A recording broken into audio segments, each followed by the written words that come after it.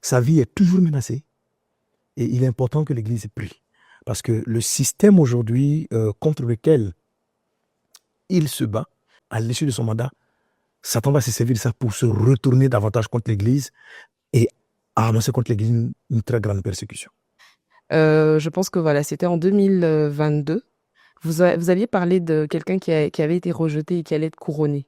L'esprit va du côté des États-Unis. Je vois quelqu'un qui avait été rejeté. Je vois comme si on lui porte une couronne à nouveau, comme quelque chose de parti qui est revenu mais avec une couronne.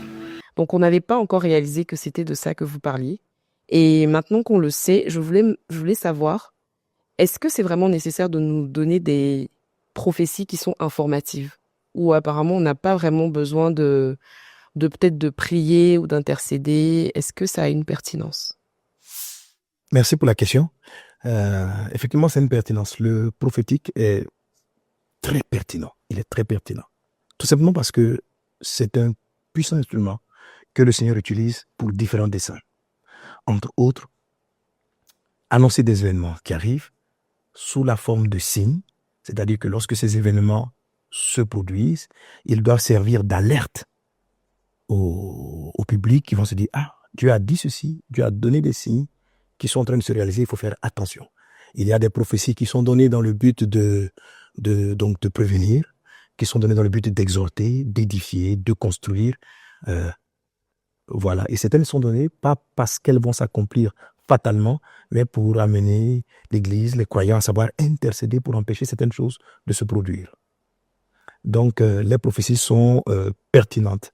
En l'occurrence, celle du président Trump. Bon, effectivement, à l'époque, moi-même, je ne sais pas si j'avais vu son visage dans mon esprit en ce moment-là, mais 2022, qui était président? C'était Biden. Hein? C'était Joe Biden. Oui. C'était Joe Biden. Donc voilà, et donc à cette époque, je ne sais pas.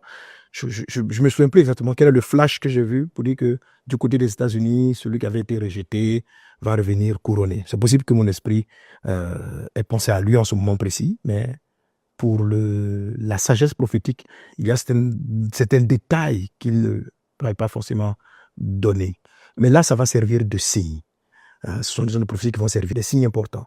Et en l'occurrence, ici, je profite concernant le retour du président Trump, selon les prophéties, parce que j'en ai reçu d'autres plus tard, pour lesquelles nous avons intercédé au niveau de nos groupes d'intercession et de Nightfire. On en a reçu d'autres plus tard.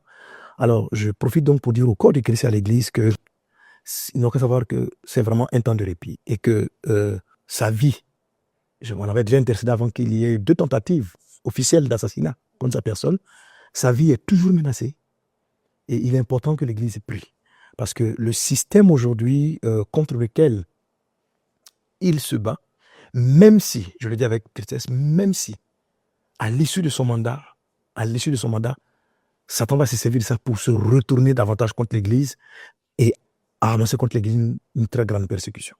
Voilà. Mais pendant un temps, il va aller dans le sens de l'Évangile. Il va aller dans le sens de l'Évangile. Donc l'ennemi va d'abord tenter de mettre fin à ses jours. Nous devons prier pour lui afin qu'il puisse effectivement rentrer dans son mandat et l'accomplir.